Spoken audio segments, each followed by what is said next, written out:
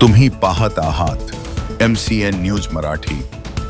शेगाव शहरातील स्वामी समर्थ नगर, प्रशांती नगर व द्वारकाधीश नगर या परिसरात गेल्या अनेक दिवसांपासून वीज पुरवठा अत्यंत कमी दाबाने होत असल्याने नागरिकांना मोठ्या अडचणींचा सामना करावा लागतो आहे।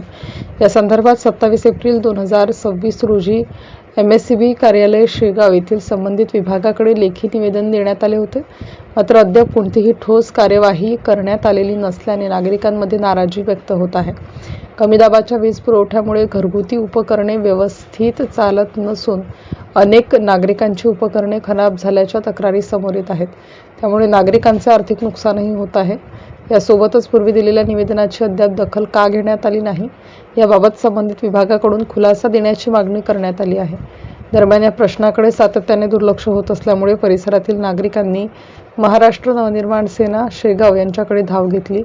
जिल्हाध्यक्ष अमित देशमुख यांच्या मार्गदर्शनाखाली तालुकाध्यक्ष नितीश भावरकर, शहराध्यक्ष परमेश्वर लाहुडकर, शहर उपाध्यक्ष विनोद फुंडकर व सोपान बघेवार, शहर उपाध्यक्ष राहुल धानोकार, धनंजय लोखंडे, समाधान शेगोकार, किरण शेगोकार यांच्यासह स्थानिक ग्रामस्थ मोठ्या संख्येने उपस्थित होते। MCN न्यूज मराठीकरिता रवी शेगोकार, शेगाव। जय महाराष्ट्र सर्वांना। आज या ठिकाणी एक प्रश्न आम्ही या MSCB शेगाव कार्यालयात घेऊन आलेलो आहे। मी मनसे तालुका अध्यक्ष शेगाव तालुका अध्यक्ष नितीश भावरकर आणि माझ्यासोबत शहर अध्यक्ष परमेश्वर लाहुडकर व शहर उपाध्यक्ष विनोद फुंडकर आणि तसेच समस्त नगरात राहणारे स्वामी समर्थ नगर, प्रशांती नगर व द्वारकाधीश नगर। मुद्दा असा आहे की या 3 नगरवासी या लोकांनी दिनांक 27 एप्रिल म्हणजे आता 11 ते 12 दिवस झाले, या 12 दिवसापूर्वी त्यांनी एक निवेदन या आपल्या MSCB कार्यालय शेगावला उपकार्यकारी अभियंता साहेब यांच्याकडे दिले होते।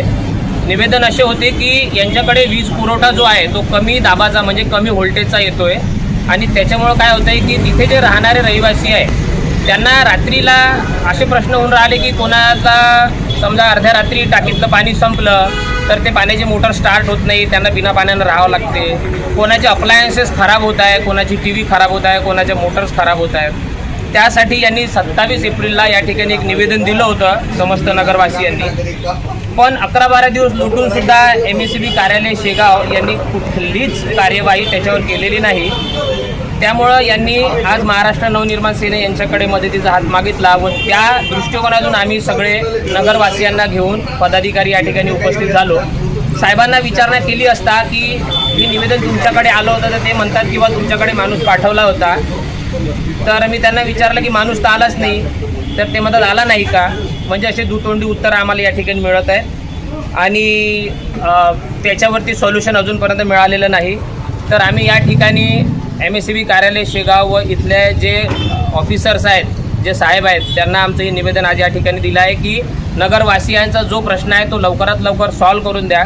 जर का हा प्रश्न लवकर सॉल्व्ह झाला नाही, कारण त्यांचं आर्थिक नुकसान होत आहे आणि या आर्थिक नुकसानासाठी जर जबाबदार कोणी असेल तर ते फक्त न फक्त MSCB कार्यालय शेगाव आहे, कारण लोकांच्या घरचे अप्लायन्सेस खराब होत आहेत। आता त्यांचं असं म्हणणं आहे की तुम्ही याच्यावरती स्टॅबिलायझर लावायला पाहिजे होतं। आता ज्यावेळेस हे निवेदन द्यायला आले त्यावेळेस जरी त्यांनी सांगितलं असतं की व्होल्टेजचा प्रॉब्लेम सॉल्व्ह होण्यात 8 दिवस लागू शकतात, 10 दिवस लागू शकतात, तुम्ही तुमच्या घरी स्टॅबिलायझर वापरा, तर लोकांची उपकरणं खराब झाले नसते।